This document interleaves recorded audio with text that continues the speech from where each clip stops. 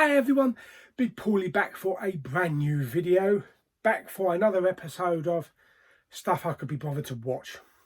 Yeah, this used to be called Big Pauly's Weekly Watch, but unfortunately I wasn't watching everything in a week and reviewing it, so it ended up being a couple of weeks, so I renamed it. I was going to call it Crap That I Could Be Bothered to Watch, or Shit I Could Be Bothered to Watch, but I thought Stuff I Could Be Bothered to Watch, because then it covers loads of aspects.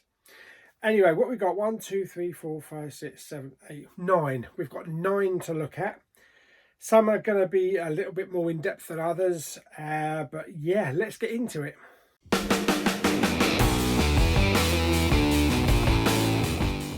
Okay, so first up we have Okja, or Okja. Yes, the cover with the tit on it. No, I'm not on it. This is from Bong Joon-ho of Parasite fame. This I actually kind of enjoyed. I thought this was a good film.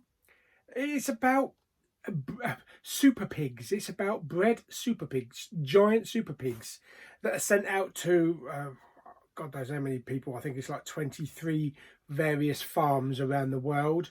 And in about 10 years, these pigs will grow. And we can all have a burger. That's basically what the film is about. This super pig, Okja, or Okja, is living with this little girl here and her family on a farm. And there's kind of like a convention, and they're all kind of like invited. And it's pigs. It's pigs. Yeah, super pigs. I'm not going to go into it any more than that, because I saw it quite a few weeks ago and I forgot most of it. That's what happens when you leave these reviews too long. My memory's not like it used to be, you know. If I haven't seen it and reviewed it within a day, you stand no chance of learning anything about the film. All I know, it's a good film. There's a good cast in it. It's got Tilda Swinton. I've forgotten who's in it. Who's in it? Let's have a look. Paul Dano, Stephen Yeun. Yeah, loads of people. There's loads of people in it. Yeah, it was enjoyable though. I did enjoy it. There's the old pig. Yeah. So yeah, if you like nice family, light-hearted films, then that's for you. If you're a vegetarian, maybe not, because he's going to get butchered. Yeah, oh, and there is quite a horrible scene towards the end of the film. Yeah, if you're a vegetarian, then you probably won't want to watch it. I gave that 7.5 out of 10. I'll have a Big Mac, please.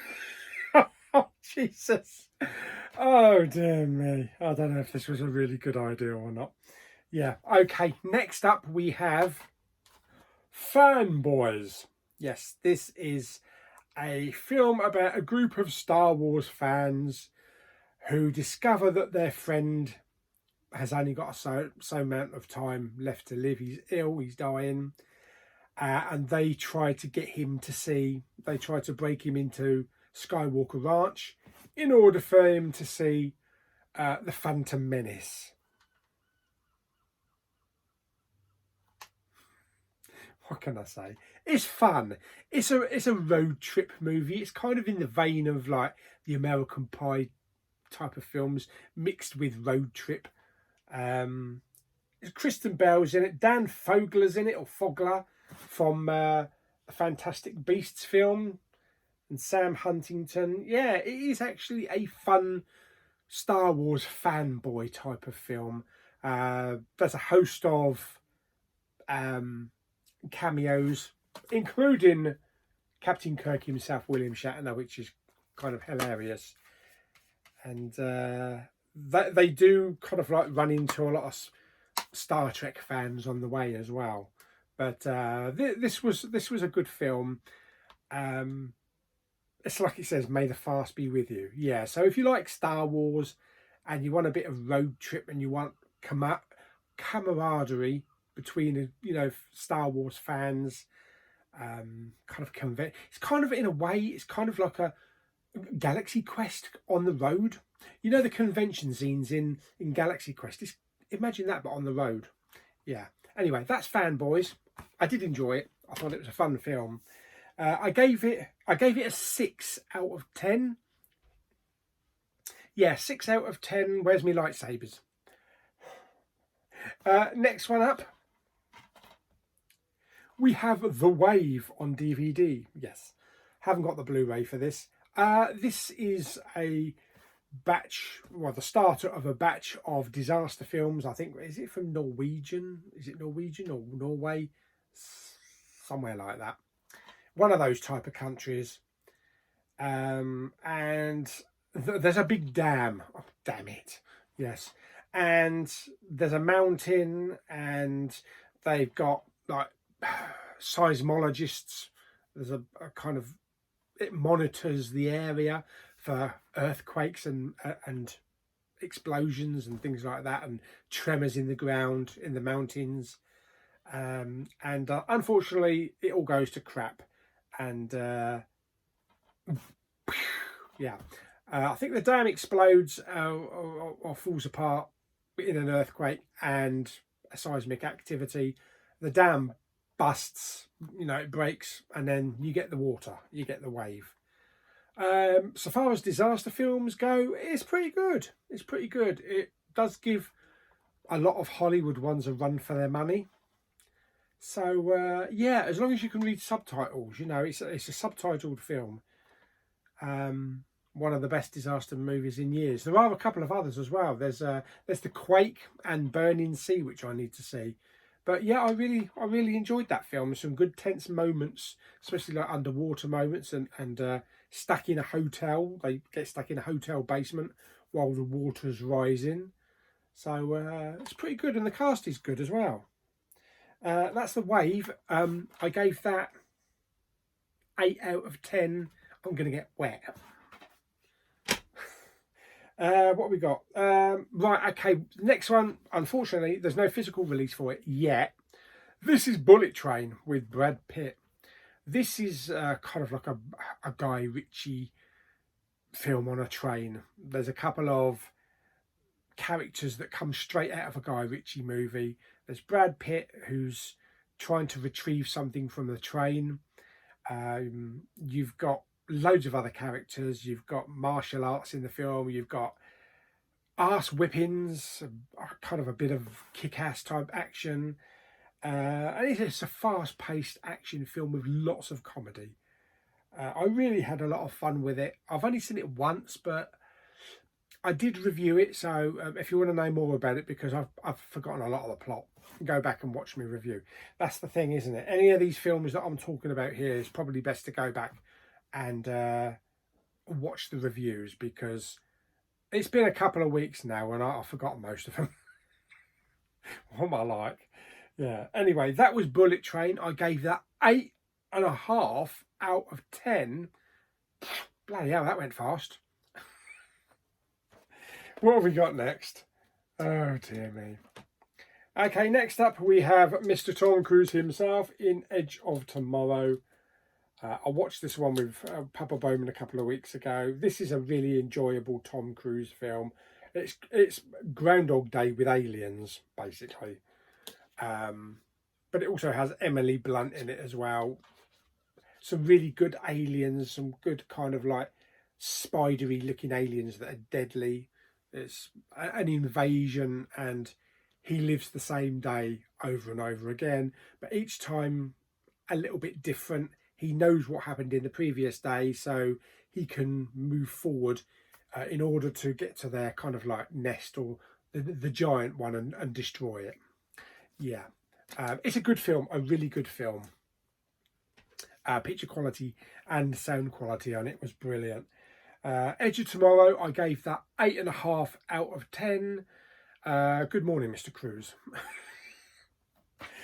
Oh dear. What we got next? Next we've got 13 Lives with Viggo Mortensen. This is the true life story of the Thailand, isn't it? The Thai-ish, is it Thailand? Oh God, I can't remember. The Thailand football team, the kids that went into a cave. the waters rose, it flooded, and they got stuck in there 18 days or something like that, and they had to send a load of cave divers in. This is directed by Ron Howard. It is a gripping film. There is a more real life version of it called The Rescue, which is the documentarian style, telling you the true story, but this is close as you're going to get movie wise, you know, Hollywood wise, without glorifying it. It's not a glorified Hollywood film. It's true to the source, and there's a lot of dialogue, foreign dialogue with subtitles, you know, because they're not going to just get a lot of American actors and just replace everybody. And the situation is grim, and it's raining, there's mud, it looks dirty. Yeah, it's a good film. It's a gripping film. It's a gripping film. I don't know if it's more than a one-time watch. It could be, but it's not a happy film.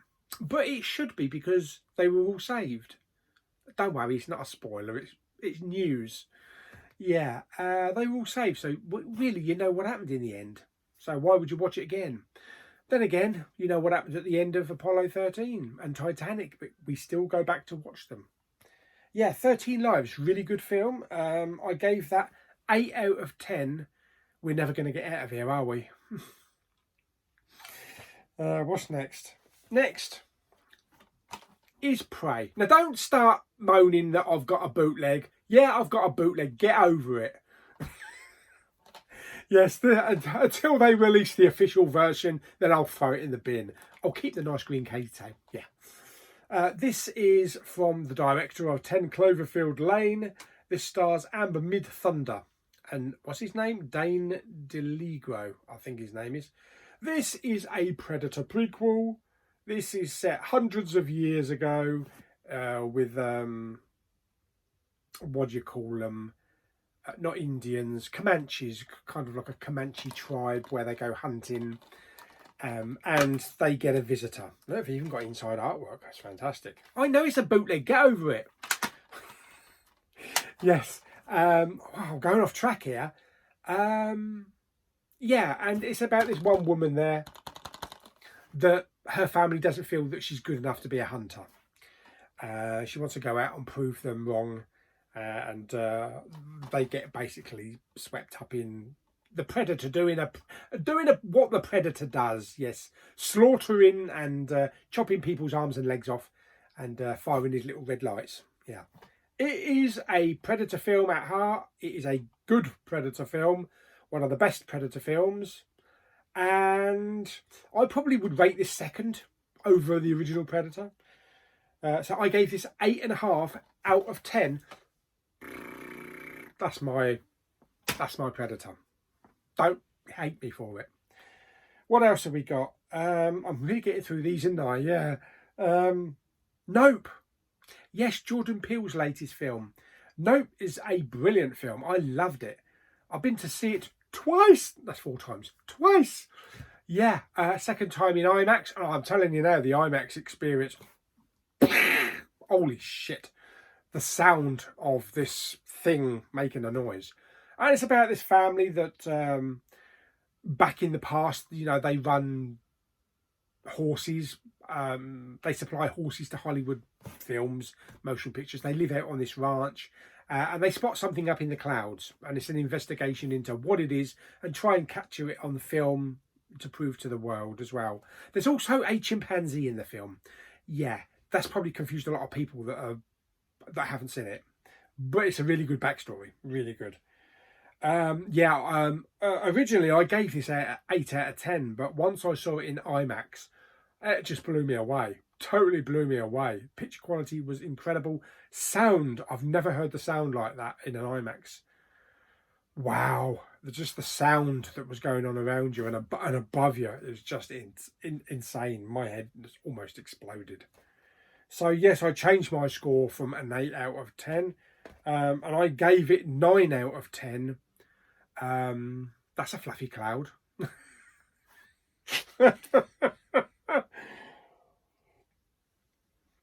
Yes, there we go. So Nope, one of my top films of the year. A great Jordan Peele film. I think we're on to the last one. Trying to remember if I've seen anything else. Yes, I have actually. And I did a crap movie thing about it. Oh God, what's it called? It's that one with bloody Owen Wilson. On, I think it's on Paramount. I don't know, Captain Bollocks or something. I'm not sure what it's about. It's about superheroes and shit like that with a lot of kids in it. It's a lot of shit. I'm not even bothering to talk about it. I did a crap review thing for it, so I look back at my crap reviews. The other film is Memories. Yes, this is the latest Liam Neeson films. Yeah, film. Yeah, Liam Neeson just dishes them out, you know. Bruce Willis had a reason. What's your reason, Liam Neeson? I remember once he said, "That's it, I'm done with action films," and then he released about 26 in 1 week. Yeah, and this is about Liam Neeson. He's a character. He's kind of like an assassin or a hitman, and he starts to get early onset Alzheimer's. Early onset Alzheimer's, and wants to leave this organisation and stop killing people. It's a pretty good, well, I wouldn't say pretty good. It's an average action film. It's one of the better Liam Neeson films. Yeah, it's one of the better ones because he has churned out a lot of shit over the last couple of years. But yeah, I mean, I didn't pay to watch it or anything. I think it was on Sky. You know, I think it was a Sky exclusive. But I did give it 4.5 out of 10. Just hurry up and retire. Yes, so there we go. That's Memory. I don't think I've seen anything else, to be perfectly honest. Other than that Owen Wilson piece of shit. But anyway, there we go. That's my little list. So I will start again. Maybe I'll give a little bit more in-depth review into the next load. To be perfectly honest, I think I'll keep these as they are. I think I'll keep these as quick, critical analysis. Very, very quick critical analysis, because you don't want to sit here for a whole hour listening to a lot of old shit that I've reviewed in other videos. You know, in my separate videos of movies, I'll talk about them a bit more detail, but I think for these I'll keep it short and sweet, and I'll just say whether I liked it or not, or whether you can just shove it in the bin. Anyway, I hope you enjoyed the video. Like it by giving it some thumbs up. Blah, blah, blah, blah. Don't forget to subscribe, comment and share. There will be another video like this in the next couple of weeks, God help us. Maybe I'll remember a little bit more about the films I've watched. Some of these films, if I don't remember them, then they're not that important. Yeah. I mean, memorable films you remember. You can talk about for hours. But you can really see what I like one-time watches. Anyway, hope you enjoyed the video, and I'll see you on the next video very soon. Bye-bye.